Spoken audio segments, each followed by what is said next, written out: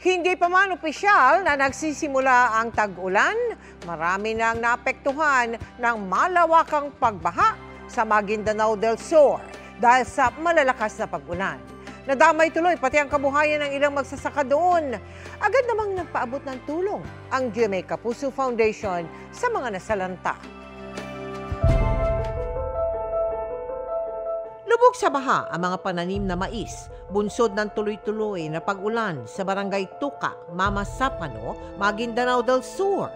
Dismayado si Zainab dahil umabot na raw sa 40,000 ang lugi nila sa mga pananim. Bago lang kami nagtanim, ma'am. Tapos ito, pagtubo ng mga palay, tapos yung mais, wala na. Nawasak pa ng baha ang kanilang bahay. Pansamantalang silungan ng kanilang pamilya ang truck na gagamitin sana sa pag-ani na nilagyan nila ng trapal. Wala na po kami talagang maanim, ma'am. Kaya namatay na lahat. Kaya ito na lang po ang ginawa namin tirahan sa 6 na araw. Mahirap, ma'am. Kaya malamig, tapos mas malamok. Sa tulong ng Office of Civil Defense, naisakay sa Philippine Air Force C-130 plane ang relief goods para sa nasalanta ng malawakang pagbaha sa Maguindanao del Sur. Nagpapasalamat nga kami sa GMA Kapuso Foundation. Mahalaga yung nararamdaman ng ating mga kababayan na nasa gitna ng pagsubok na meron sa kanilang mga nakakaalala. Katuwang ang 33rd Infantry Battalion, 6th Infantry Division ng Philippine Army, nakapaghatid tayo ng tulong sa 10,000 individual sa bayan ng Dato Abdullah Sangki, Mama Sapano at Sultan sa Barongis. Agad kaming pumunta sa area kung saan yung critical na binabaha. May dalawang tayong tinatawag na Ala River at Ampatuan River. Tapos dito ang bagsak nila. Maraming salamat din sa Sumifru Philippines Corporation. Kaninang umaga, nakarating na ang mga relief goods para sa pangalawang bugso ng Operation Bayanihan.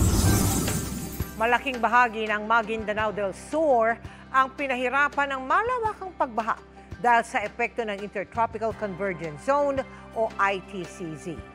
Isa riyan ang munisipalidad ng Dato Piang na isinailalim pa sa state of calamity. Agad naman naghatid ng tulong ang inyong GMA Kapuso Foundation. Bangka ang tanging transportasyon papasok at palabas ng Sitio Kakal, Barangay Papakan sa bayan ng Sultan sa Barongis, Maguindanao del Sur. Kaya ang ilan, pagbabangka ang pangunahing kabuhayan. Gaya ni Kepbo na kumikita ng 250 piso kada araw. Pero humina raw ang kanyang kita ngayong buwan. Tumaas kasi ang ilog at bumaha, dulot ng malalakas na pag-ulan doon noong nakaraang linggo. Kaya lubhang delikado ang bumiyahe. Hindi rin nakaligtas sa masamang panahon ang mga pananim.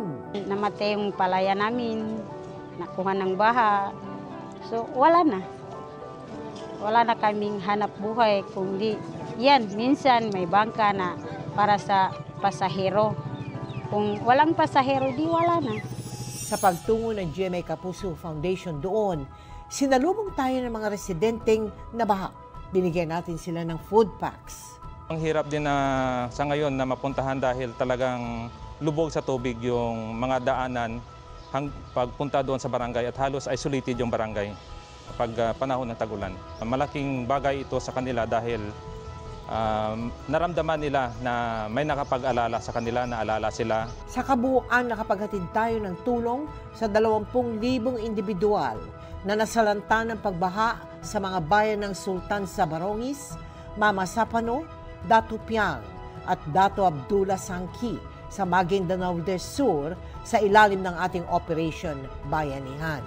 Kami po at ang buong komunidad ng Dato Piang ay nagpapasalamat sa GMA Kapuso Foundation, lalong-lalo na po kay Ma'am Mel Tiangco. Kayo po yung nagbibigay parate ng unang tulong sa amin po sa Dato Piang. Maraming salamat din sa Sumifru Philippines Corporation.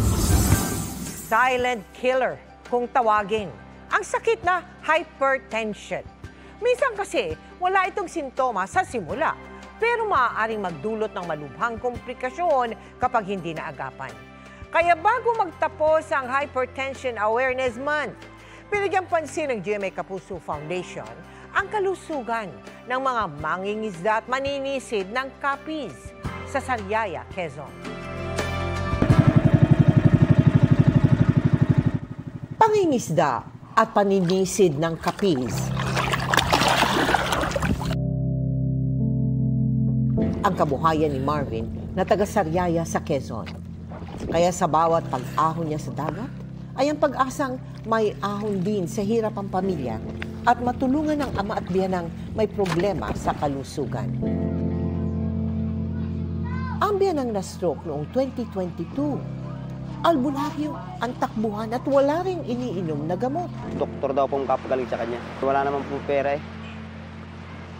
Ay kami, ang kinikita ko lang po, pang-aming pagsapat lang sa pamilya namin. Madalas namang mahilo at sumakit ang tiyan ni Venancio. Karamihan sa mga mangingisda at maninisid ng Capiz sa Sariaya ang walang kakayahan magpakonsulta sa doktor dahil sa kahirapan.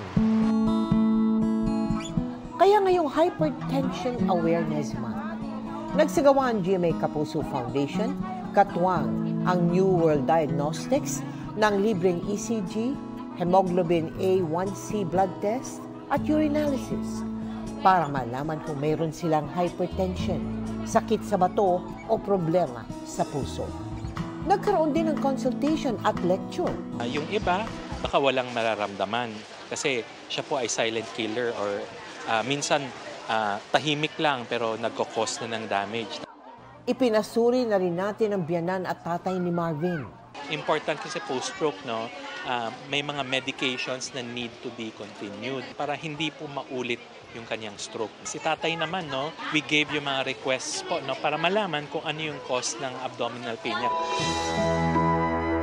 Nagbigay rin tayo ng gamot, giveaways at pagkain sa 100 nating beneficiaries. Nabigyan sila ng first na gamot. Pag natapos na, pumunta sila sa aming center. Kailangan pong ma-maintain nila. Sa mga nais makiisa sa aming mga proyekto, maaari po kayo magdeposito sa aming mga bank account o magpadala sa Cebuana Louvrier. Pwede rin online via GCash, Shopee, Lazada at Globe Rewards.